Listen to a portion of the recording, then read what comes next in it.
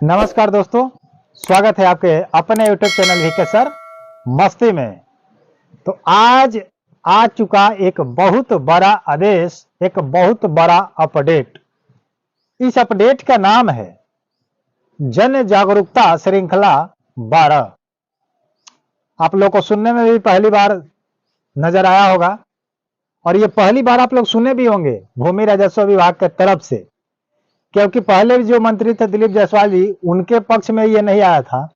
लेकिन जो नए मंत्री हैं संजय सरावगी जी, इनके नेतृत्व में ये अपडेट लाया गया है। और इस अपडेट में क्या कुछ है, स्क्रीनशॉट के माध्यम से आप लोग देख सकते हैं। इसका नाम है जन जागरूकता 12। तो जन जागरूकता 12 को लेकर के क्या अपडेट है, ये पूरे डिटेल्स के साथ हम लोग इस वीडियो के माध्यम से बातचीत करेंगे और आप लोग समझेंगे कि क्या कुछ जानकारी आई हुई है। लेकिन प्रत्येक दिन तो आप देख रहे हैं कि अपडेट पर अपडेट आ रहा है, लेकिन आप लोगों से मैं कुछ बता दूं कि जितना अपडेट बदलता है उतना पब्लिक का परेशानी होता है। क्योंकि मंत्री जी ध्यान से सुनिए, अगर कोई नियम फिक्स कर दिया जाए कागजात को लेकर, समय को लेकर कि इतना समय आपको चाहिए, इतना दे दिया गया, ये कागजात भी फिक्स कर देते कि फलाना फलाना कागजात या दस्तावेज या खतियान या जमाबंदी, लगा रसीद या कोई भी चीज आपको प्रपत्र 2 के साथ भर के दे देना है, 3 के साथ भर के दे देना है और इससे ज्यादा आपको कुछ नहीं देना है, इतना ही दीजिए, इतना से आपका सर्वे हो जाएगा। तो इसमें कोई परेशानी नहीं होता, पब्लिक का माइंड डाइवर्ट नहीं होता, चेंज नहीं होता। लेकिन इतना इतना न ज्यादा अपडेट आता है, इतना न नियम चेंज होता है कि मान लीजिए कि आज कुछ नियम आया, मैं आपको बताया और बताने के बाद अगर आप लोग उस नियम को फॉलो करने लगे और फॉलो करते करते तब तक ले फिर देखिए कि कल या परसों कुछ नया दूसरा नियम अपडेट आ जाता है। तो फिर आप नए अपडेट के चक्कर में, नए कागजात के चक्कर में, नए नियम के चक्कर में पड़ जाते हैं। तो ऐसे में पब्लिकों को क्या हो रही है, परेशानी हो रही है।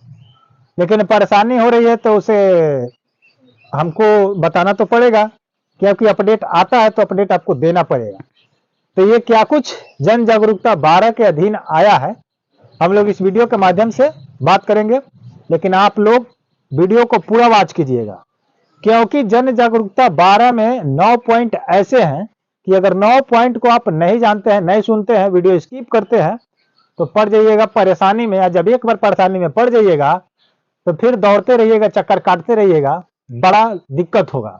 समझ रहे हैं कि नहीं? तो सबसे पहले मैं आग्रह करता हूं कि आप हमारे चैनल पर अगर पहली बार देख रहे हैं, नए आए हैं, तो हमारे चैनल को सब्सक्राइब कर लीजिए और वीडियो को लाइक कर दीजिए। लाइक करिएगा, मोटिवेशन बढ़ेगा, मोटिवेशन बढ़ता है, हम लोग को खुशी मिलता है और नए जानकारी को लेकर के हम लोग क्या करते हैं, प्रत्येक दिन आप लोग को समझाने का प्रयास करते हैं।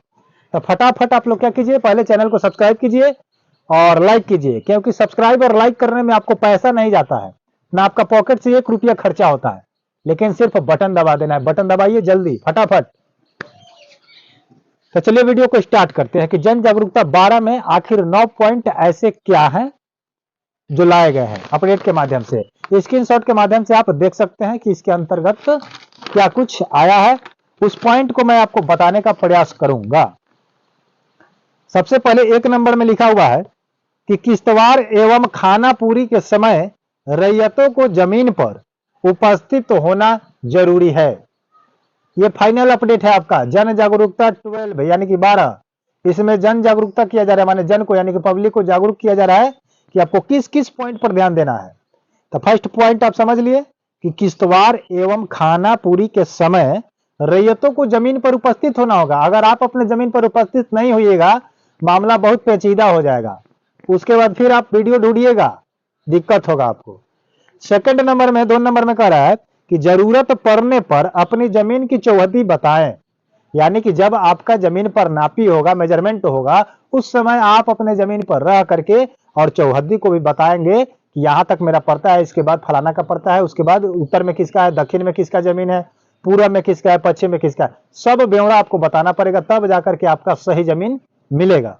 नहीं बताइएगा गड़बड़ हो जाएगा। ठीक है, खरीदे होंगे कितना हो, नक्शा में होगा कितना हो, मिल जाएगा कितना हो, तो दिक्कत हो जाएगा। उसके बाद 3 नंबर में कह रहा है कि अपनी जमीन की मेड़ ठीक कर ले, यानी कि अपनी जमीन की मेड़ ठीक कर ले का मतलब हो गया कि चारों तरफ का जो बांध होता है, डरेर होता है, जिसको देहात भाषा में हम लोग मेड़ या बांध बोलते हैं, तो इसको आप ठीक करा लीजिए। अगर टेढ़ा बाकुल होगा तो फिर टेढ़ा बाकुल ही आपका क्या हो जाएगा, मेजरमेंट हो जाएगा। ठीक। चौथे नंबर में कह रहे कि जमीन का विवरण चौहद्दी के साथ प्रपत्र 2 भर के दे।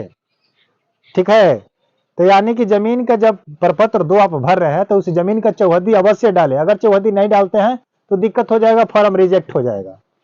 ठीक।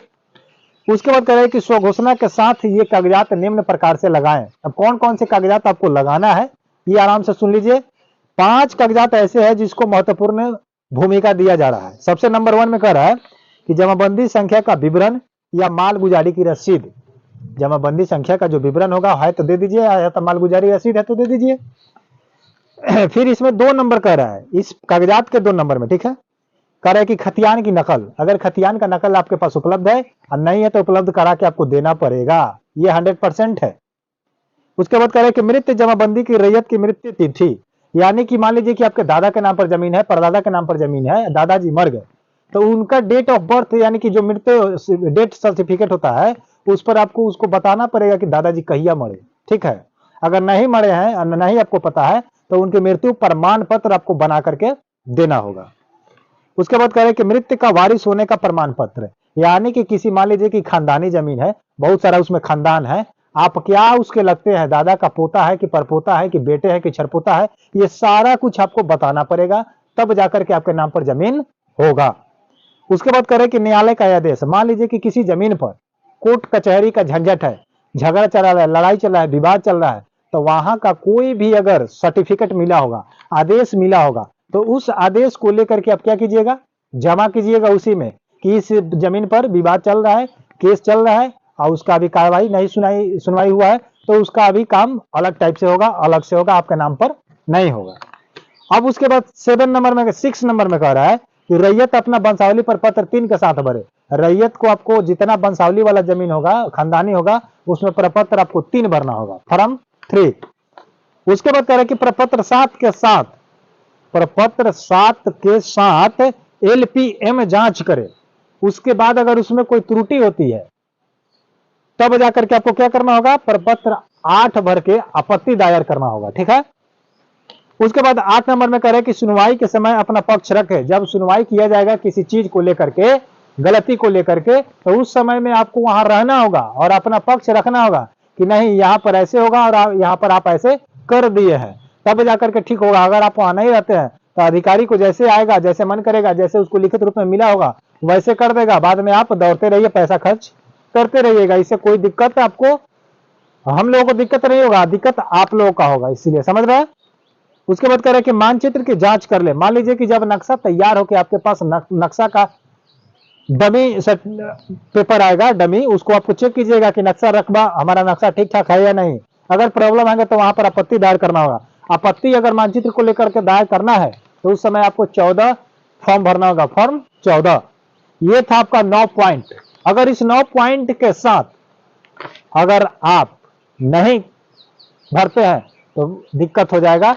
नया आदेश के साथ मिलते हैं नया अपडेट के साथ, तब तक के लिए जय हिंद, जय भारत। चैनल को सब्सक्राइब करना ना भूले, लाइक करना ना भूले। धन्यवाद।